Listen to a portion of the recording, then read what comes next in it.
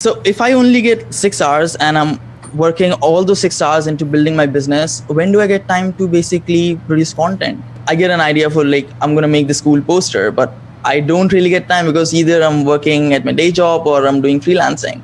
And so that's just kind of like, takes away that passion that I have for creating things. So like how to balance that? In your situation, maybe it is a matter of finding those areas where you balance your life and your work to integrate together. Yeah. And maybe losing the 3-hour commute, because that seems long, but if there's not much you can do about that, that's a lot of time. Dude. Yeah, it's 1.5 hours from each side. So yeah. Okay. I actually started taking Uber to cut down the commute time because public transport was taking way too long. Why don't you just move? What? Can you afford to move?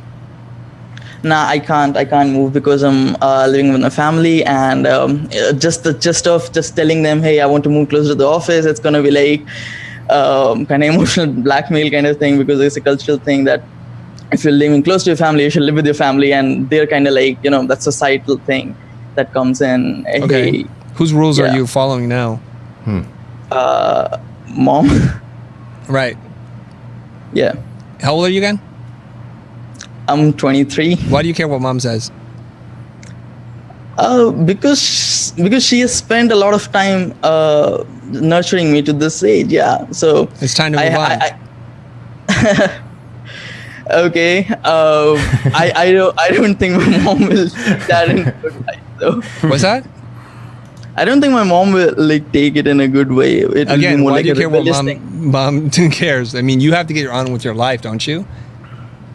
Yeah, I do. So, okay, I know. I'm just being a little flip here and just kind of telling you to dismiss your mom. And you're like, why do you care what your mom says? It's like, because I'm a good Indian boy. That's why. It's like, who cares, dude? Move on.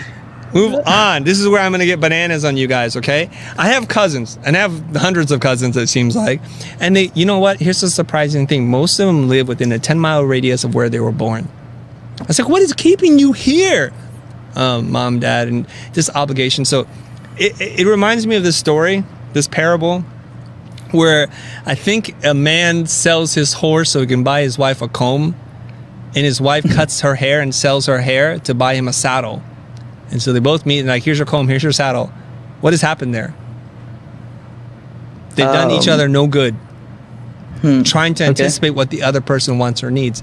And they both are doing it from a genuine place of love.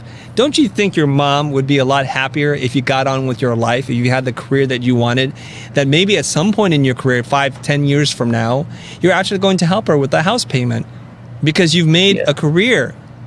Or do you think mom's happier that you're sitting there under the rule of her thumb, listening to every word that she has to say, determining every life decision that you have to make? I'm not sure because it's kind of difficult. I'm sure.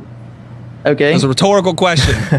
I am certain that there's short-term pain that your mom and dad will go through for long-term gain for you. One of the biggest concerns I have as a parent is I just want to make sure my 2 boys are going to be okay once we pass away.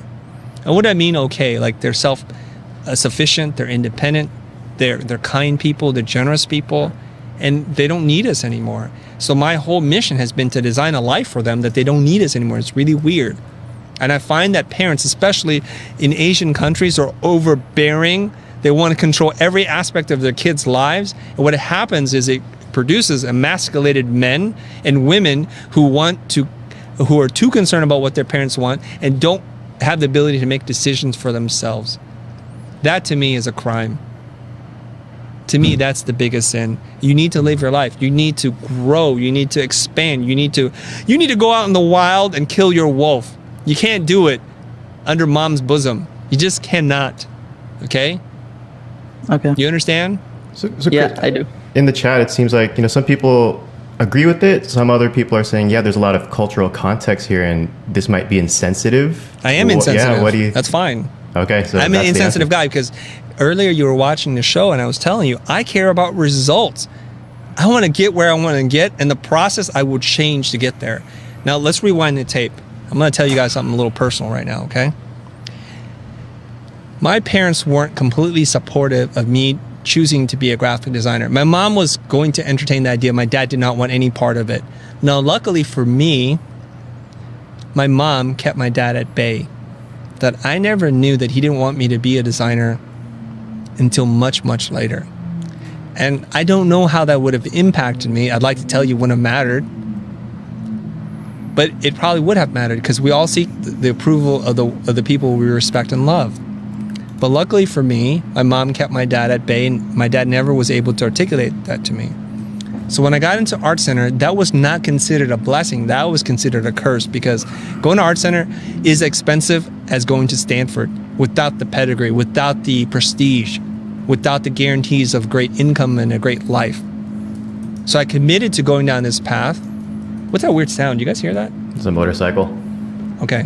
Anyways, I committed to going down this path, and that night, that dark night of the soul, if you will, where I had to go slay the wolf, I told myself that no matter what it took, I was going to go to that school. I was going to complete that school if it meant sacrificing everything, meaning I would work for a semester, go to school. I would find any kind of odd job so that I can make it through there by hook or by crook. I was going to get it done because I knew that's what I wanted. Now, years later, I get into the field of motion design, and my parents can't understand it. Most designers can't even understand what motion design is. But you know what? They understand the language of success. They understand that now.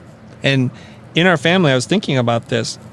I was the person who got rejected out of every school that I applied to, with the exception of art school. I applied to UCLA, UC San Diego, and Cal Poly. I got rejected out of all those schools because my grades weren't good enough. I didn't have focus and clarity as to what I wanted. Now, in our family, with our hundreds of cousins, we have people who've graduated from Stanford, from UCLA, from UC San Diego, getting into really great schools. Some are doctors, dentists, lawyers. And who's the one they go for advice now? The graphic designer, the black sheep, the maverick, the dissenter, the person who went their own way. And now I'm on this platform speaking to all of you because I chose that path, because I was committed to doing something that I knew was right for me. Think about this, you guys. The operating system, the blueprint for success that your parents have are completely out of date. The internet wasn't invented when your parents were around. The iPhone did not exist. Personal computers didn't exist when your parents were around. Okay, for some of you guys who are younger, yes, it did exist. So they're giving you this blueprint, which is old. They mean well, but they cannot wrap their heads around Snapchat or Instagram. They just cannot. And you're going to listen to that person as to what to do with your life.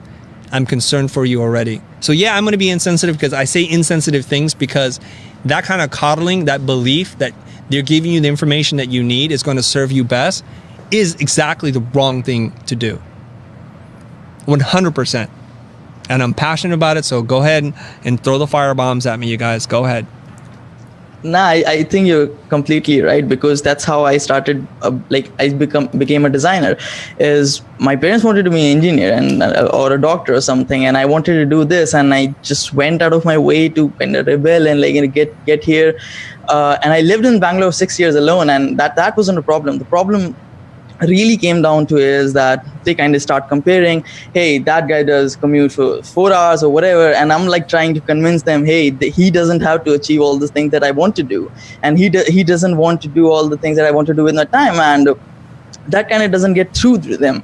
And me just moving out will be seen as a rebel, and they kind of won't take it very in a good way, and I just don't want to burn that bridge. And I'm like, hey, I'm going to compromise as much as I can up to a point where I can't take it anymore. So so I'm like, I'm going to get a bike or something, or just to cut the commute time to as much as possible. So move out. Stop blaming your parents. Okay. What would they do, man? Like, what would they do if you moved out? Like, what would they do? She'd cry. It's no. Oh my God, my baby is leaving. No, she'll not cry. What is this thing, man? Jeez. She will not cry or anything. She'll just get really angry, and it'll be kind of you're a rebellious son, and you're not a good son, or some things like that. And she would say that to you. You're not a good son. Like that's messed up, man. That's the thing. Like it's the cultural thing. It's not like it's definitely a very, very different context. You would understand if you were living here. So yeah, I know it sounds very logical, and I know this is the best thing to do. And I really believe I've tried to move out, and that didn't work. So I'm like trying to find ways to compromise. You tried to move out. Tell me how you tried to move out. You mean you found a place? You found a place. Did you find a place? Yeah, Did you put down a deposit? No, I didn't. Did you pack your bags? Because there's no trying to move out. You move out. You tried? Hold on. Rewind the tape. Hold on. I got to get into it. You cannot try to move out. Honey, I tried to create a romantic dinner for you. You do it or you do not. All right? You just do it or you do not. Man, stop using your parents as a crutch.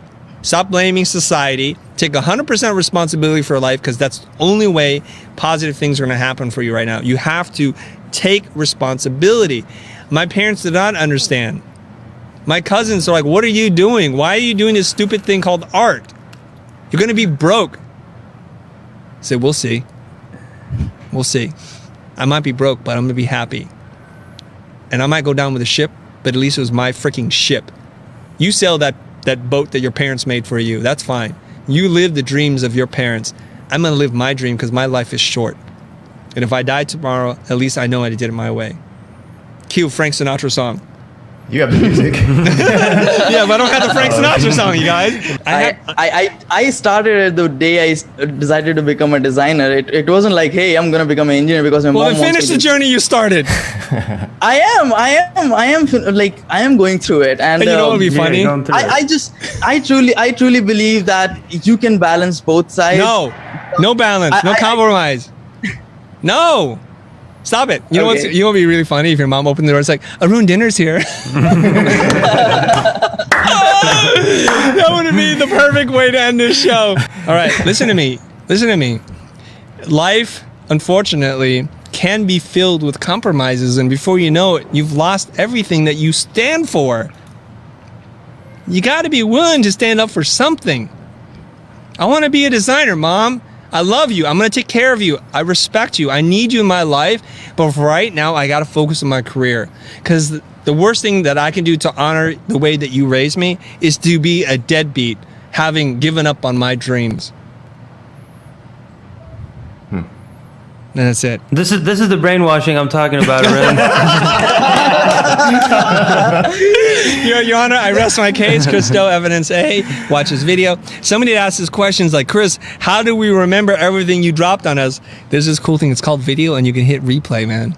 Arun, do you have any other questions, man? This is tough love. No. Tough love, dude. Do the work. I know. Move out. Get on with your life. Come on, man. Yeah. Yeah? How do you feel right now, Arun? How do you feel after all this? Good question. Butt hurt. I feel I'm being like pulled from both sides. Like I want to follow Chris's advice, and I will follow Chris's advice, but I'm kind of being, stretched the other way. It's an emotional thing. Like Chris said, you have to stop being emotional. So I'm gonna try that. Good. Look, I want to ask you something. Everybody that's listening to this thinks I'm just being too crazy and too hard edge here. When you're 50 years old, I want you to imagine yourself into the future. You're gray, you're balding, you're fat, you're ugly, you have spots on your face. 50 years, all right? When you're 50 years old, I want you to be able to come to terms with your inner child. And I want you to be able to answer this question. Did we follow our dream or not? Are we living the life we dreamt of?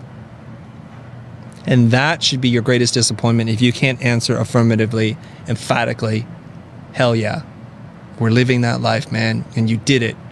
That promise that you made yourself when you're 7 years old and said, this is where I'm going to be, this is where I'm going to live, this is the life I'm going to have.